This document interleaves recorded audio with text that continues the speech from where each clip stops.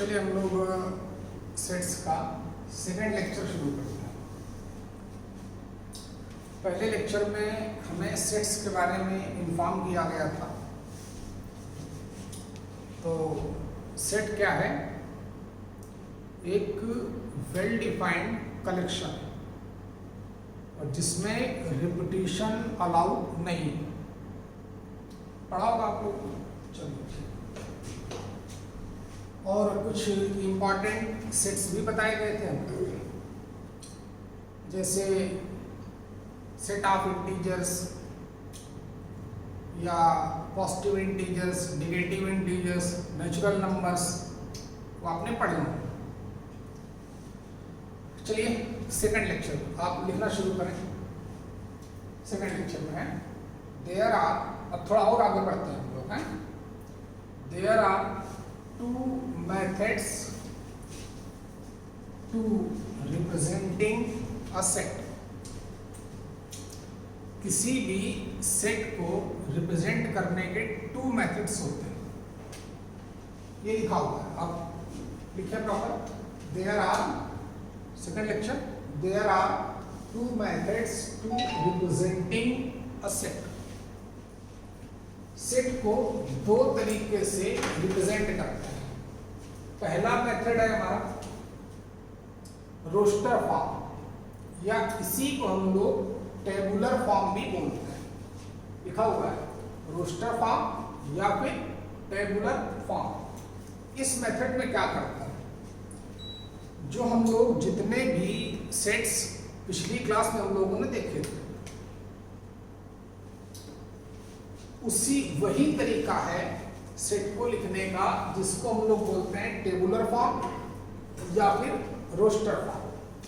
क्या करते थे उस मेथड में? जैसे सेट ऑफ इंटीजर्स हम लोग लिखते थे, क्या करते थे?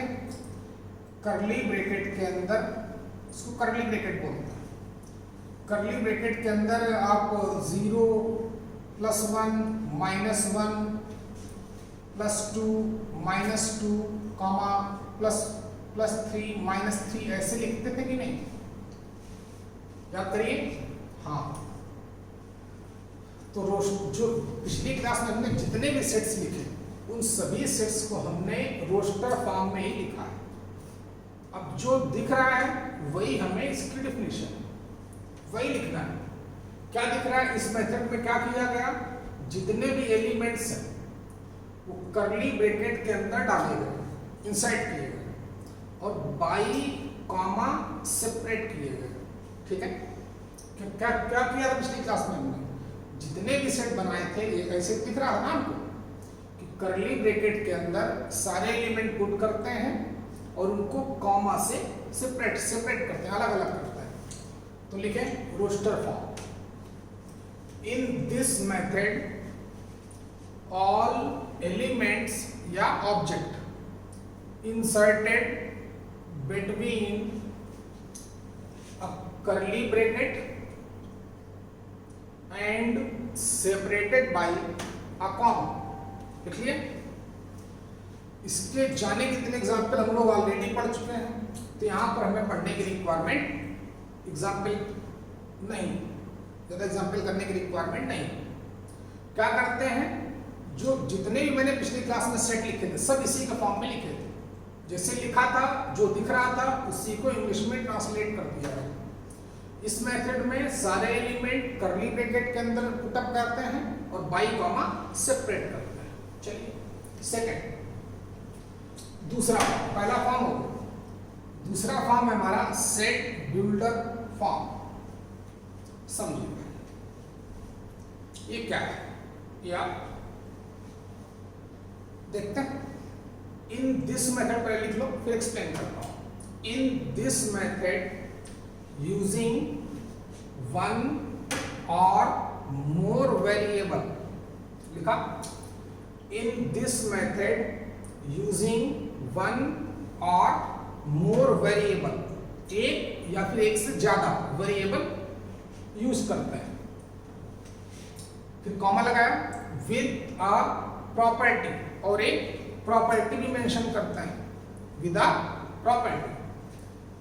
और विच यानी कि उस property which follows by every elements of the set, जिसको उस सेट का हर एक एलिमेंट फॉलो करता है। लिख लिया होगा, फिर एक बार रिपीट करता हूं। इन दिस मेथड यूजिंग वन और मोर variable with a property which follows by every elements of the set। तो सेट को रिप्रेजेंट करने के टू मेथड्स होते हैं, लिखा हुआ है। अभी तक हम लोगों ने इतना पढ़ा। अब इस पे एग्जांपल देखते हैं। आप लोगों ने ऑलरेडी 8th 9th 10th में पढ़ाया गया होगा। जैसे सेट ऑफ रैशनल नंबर्स, याद हो, set of rational numbers. Set of rational number को आप कैसे लिखते थे? कैपिटल क्यू से डिनोट करते थे। सेट ऑफ रैशनल नंबर को आप कैपिटल क्यू से डिनोट करते थे। और कैसे रिप्रेजेंट करते थे इसको? किस तरीके से कैसे लिखते थे? कर्ली ब्रैकेट के अंदर आप लोग लिखते होंगे x अपॉन y, या कुछ लोग p अपॉन q के भी फॉर्म में लिखते हैं। मैं x अपॉन y के फॉर्म में लिखता हूं। यहां पर मैंने दो वेरिएबल यूज किए। अब एक्सप्लेन करता हूं पूरा क्या है। सेट बिल्डर फॉर्म को मैं एक्सप्लेन कर रहा हूं।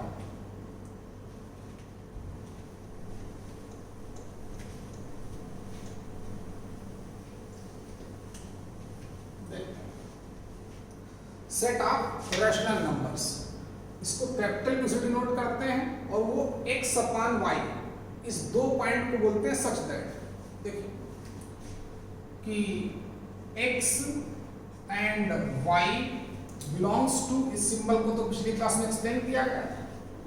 x and y belongs to integer. Integer भी पता है, x और y क्या होने चाहिए? इंटीजर्स होने चाहिए। एंड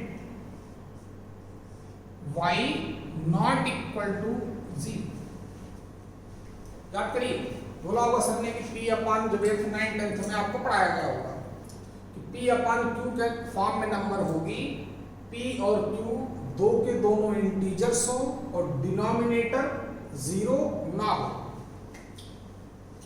याद आया? ठीक, तो अब नोट करें सेट ऑफ रैशनल नंबर्स। इसका एग्जांपल चलते हैं, इसको मैं एक्सप्लेन करता हूं। सेट ऑफ रैशनल नंबर क्या है? इस फॉर्म में कलेक्शन। याद रखिए क्या मतलब इसका? x अपॉन y के फॉर्म में कलेक्शन। दो वेरिएबल यहां पे यूज किए, ठीक है। अब एक प्रॉपर्टी लिखी गई, ये प्रॉपर्टी लिखी। अब इस सेट का हर एक एलिमेंट इसको फॉलो करेगा, तभी वो रैशनल नंबर होगा। जैसे मैं इसको मैं रोस्टर, ये सेट बिल्डर फॉर्म में लिखा है, इसको मैं रोस्टर फॉर्म में लिखता हूं, लाइक 2/3। क्या ये रैशनल नंबर है? क्यों? क्योंकि ये इस प्रॉपर्टी को फॉलो कर रहा है। x अपॉन y के फॉर्म में होना चाहिए, और x एंड y दो के दोनों ही क्या होने चाहिए? इंटीजर्स, और डिनोमिनेटर 0 नहीं होना चाहिए। तो दो के दोनों ही इंटीजर्स हैं कि नहीं है?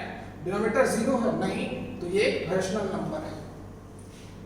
अगर यहां पे लिखता माइनस का 5/7, क्या ये रैशनल नंबर है? ये भी। क्यों? क्योंकि ये भी x अपॉन y के फॉर्म में, दो के दोनों क्या है? इंटीजर्स है, डिनोमिनेटर 0 नहीं। तो जो भी नंबर x अपॉन y के फॉर्म की होगी, और दो के दोनों क्या होने चाहिए? Integers, denominator can not be 0। चलिए, जैसे और क्या 9 अपॉन √7 ये रैशनल नंबर है? ये नहीं हो सकता। जबकि x अपॉन y के फॉर्म का ये भी, क्यों नहीं हो सकता? क्योंकि डिनोमिनेटर भी इंटीजर ही होना चाहिए। और यहां पर कितना? √7 क्या इंटीग्रल वैल्यू है? बिल्कुल नहीं। तो ये यहां पे नहीं हो सकता। अच्छा, बात करें 9 की, तो क्या 9 रैशनल नंबर हो सकता है? जबकि रैशनल नंबर के बारे में क्या बताया गया कि x अपॉन y के फॉर्म का होना चाहिए। क्या 9 हमारा रैशनल नंबर है? अभी तो लग रहा है नहीं है, लेकिन है, गौर से देखिएगा। क्या 9 को हम लोग 9/1 लिख सकते हैं? बिल्कुल, अभी भी 9 ही है। अब ये x/y के फॉर्म का हो गया कि नहीं हो गया? हो गया। क्या डिनोमिनेटर 0 है? बिल्कुल नहीं। तो 9 क्या है? 9 एक इंटीजर भी है और आल्सो क्या है? एक रैशनल नंबर भी है। सिमिलरली 7 वो भी रैशनल नंबर है और 9/8 ये भी रैशनल नंबर है। तो समझ गए होंगे आप कि जो भी नंबर x/y के फॉर्म की होगी और x एंड y दो के दोनों क्या होने चाहिए? इंटीजर्स, डिनोमिनेटर 0 नहीं होना चाहिए, तभी उन सभी नंबर्स को हम लोग सेट ऑफ रैशनल नंबर बोलेंगे। तो ये सारे के सारे क्या हैं? सेट ऑफ रैशनल नंबर्स हैं। डॉट डॉट करके छोड़ दें। तो ये रहा सेट बिल्डर फॉर्म और ये है इसी सेट ऑफ रैशनल नंबर का क्या? Roster form. अगर ये हमारे पास सेट बिल्डर फॉर्म है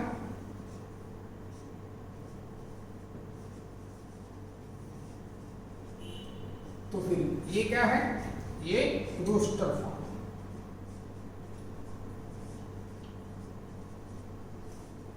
ठीक है, तो एक बार फिर से देखें जहां से आज का लेक्चर शुरू किया। सेट को पूरा आ रहा है। सेट को रिप्रेजेंट करने के दो मेथड होते हैं, मतलब सेट को हम लोग दो तरीके से लिखेंगे। पहला तरीका क्या था हमारा कि जितने भी एलिमेंट्स होंगे उन सारे एलिमेंट्स को हम कर्ली ब्रैकेट के अंदर पुटअप करेंगे, डालेंगे और बाई कॉमा सेपरेट करेंगे। दूसरा मेथड क्या था? Set builder form. उस मेथड में क्या करते हैं? एक या एक से ज्यादा वेरिएबल यूज करते हैं। एक वेरिएबल तो कंपल्सरी, एटलीस्ट 1 तो यूज करेंगे। एक या एक से ज्यादा वेरिएबल यूज करेंगे और साथ में एक ऐसी प्रॉपर्टी मेंशन करेंगे जिसको उस सेट का हर एक एलिमेंट फॉलो करेगा। जैसे आपने यहां पे देखा, जैसे कोई लिखता 7/√2 तो क्या वो रैशनल नंबर होती? बिल्कुल नहीं होती। क्यों? क्योंकि न्यूमरेटर डिनोमिनेटर दो के दोनों ही इंटीजर्स होने चाहिए। आप समझ गए? चलिए, तो और एक एग्जांपल देखते हैं। जैसे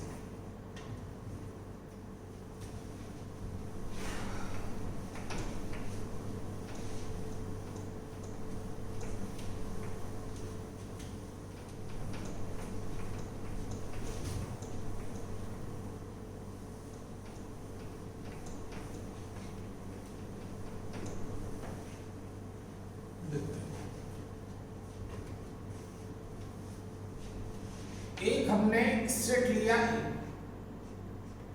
ठीक, देखो इसने बोला कि जो ए को एक सेट ए, इसको मैं सेट बिल्डर फॉर्म में लिख रहा हूं।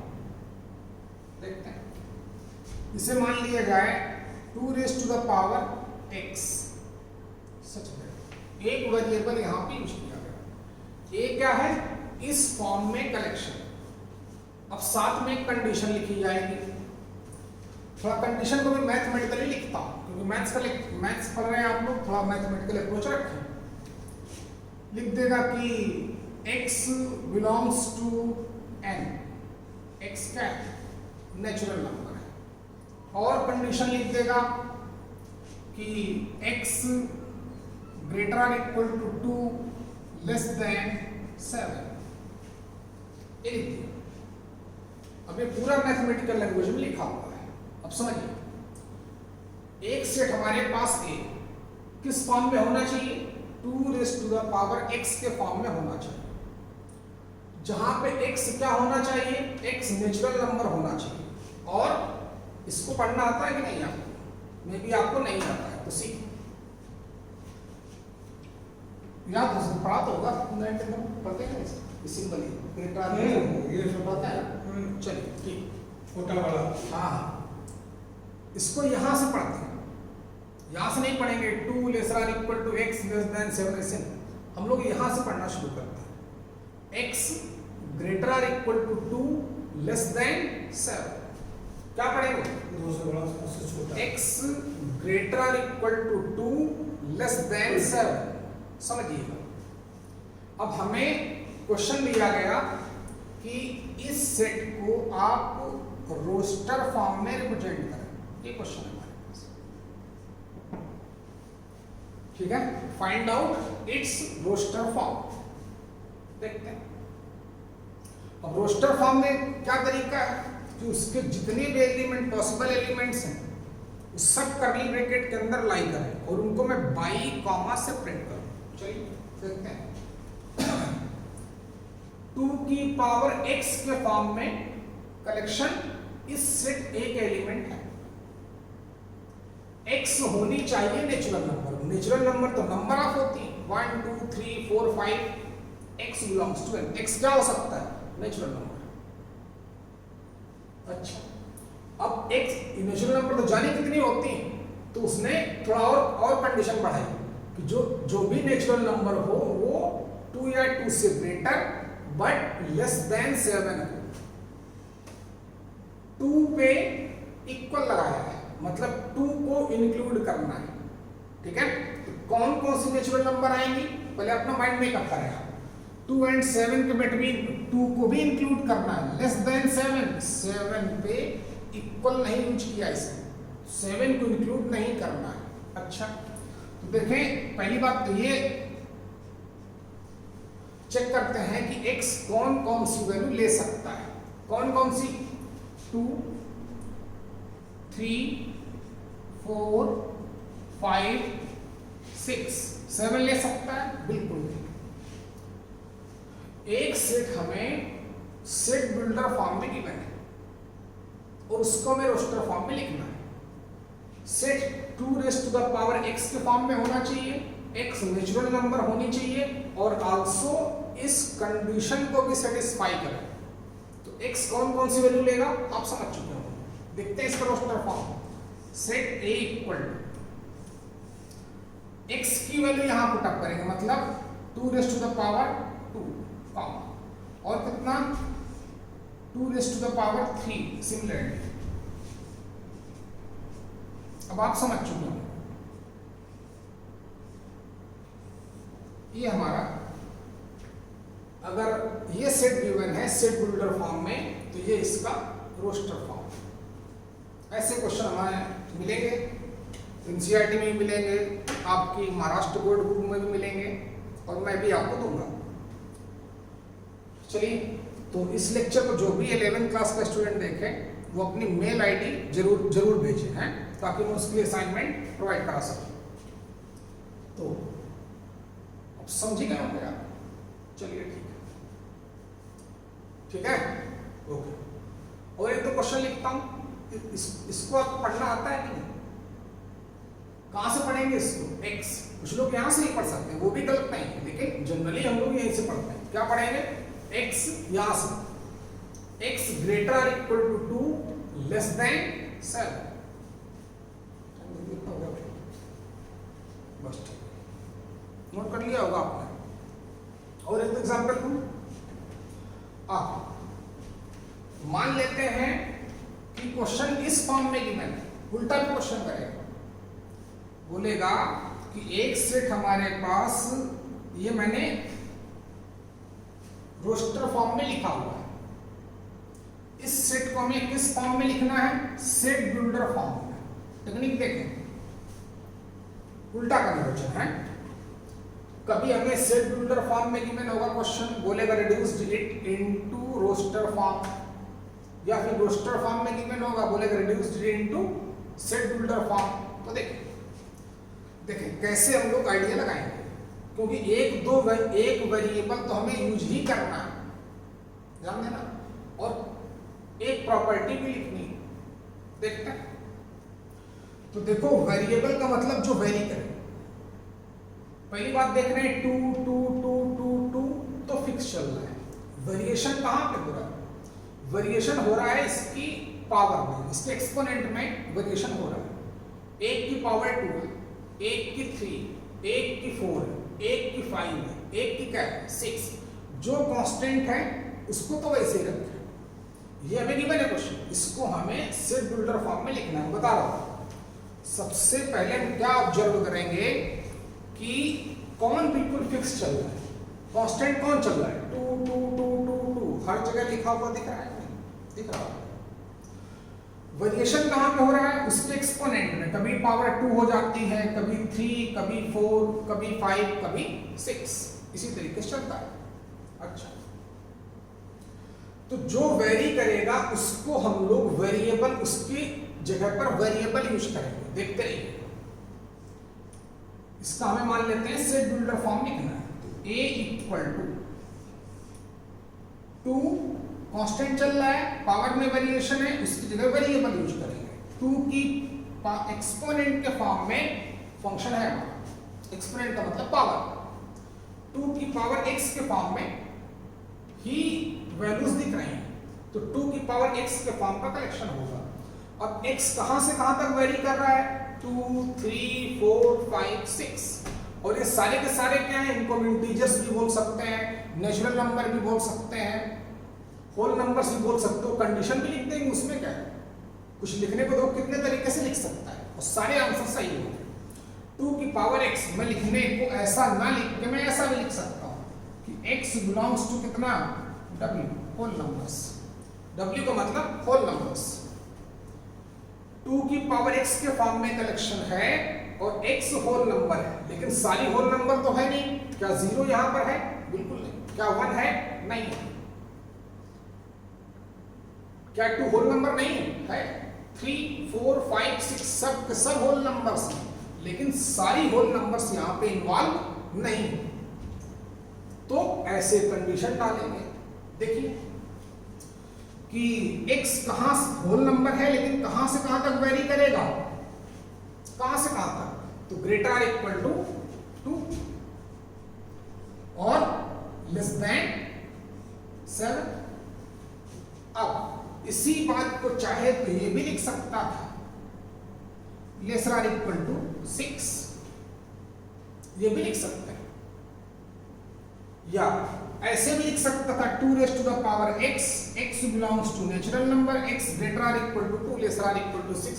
अब भी वही बात लिखी, वहां पे लेस देन 7 लिखा था, लेकिन मैंने यहां पर लेसर आर इक्वल टू 6 लिख दिया, तो यहां पर हम लोग 6 को भी इन्वॉल्व कर सकते हैं, करेंगे, ठीक है। तो आपको ज्यादा टेंशन में मत आए, जब रोस्टर फॉर्म से हमें सेट बिल्डर फॉर्म में रिड्यूस करना हो, आपका डिट्टो आंसर मैच कर भी सकता है और नहीं भी कर सकता है, वो डिपेंड करेगा कि सामने वाले ने क्या क्वेश्चन बनाया है, वो किस तरीके से उसका आंसर देना चाहते हैं, याद रखिएगा। हाँ, इस पे क्वेश्चन भी नहीं करता कभी जी वाला, देखिए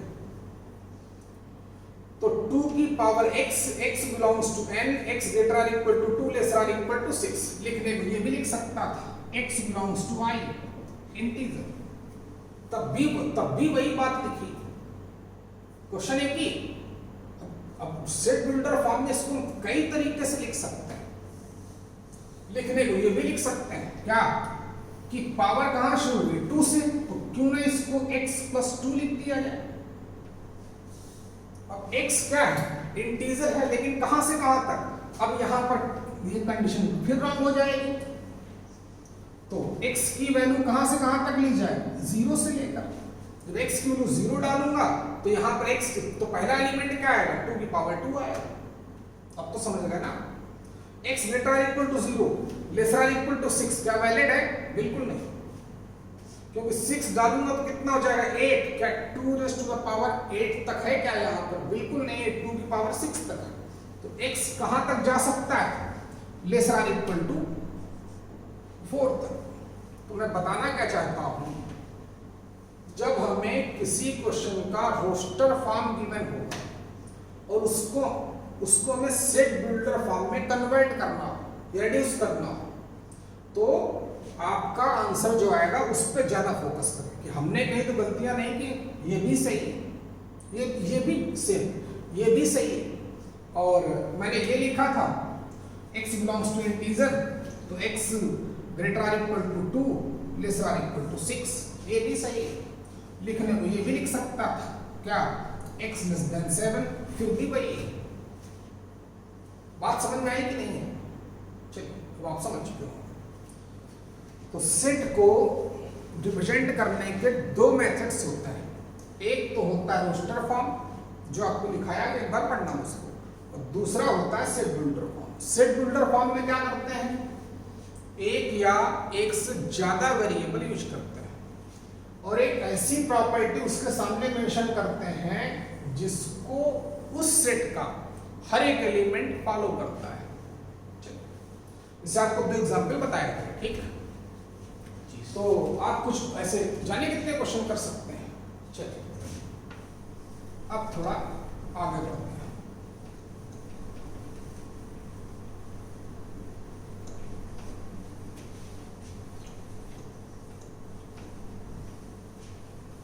चलिए आज आपको इतने ही देता हूं मैं, हैं? इतने ही पढ़ें, फिर अभी पूरा पढ़ के आए, फिर अगले चैप्टर थोड़ा लंबी क्लास दूंगा मैं, हैं?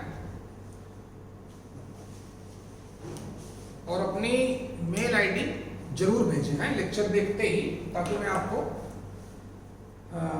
भेज सकूं असाइनमेंट वगैरह। चलिए।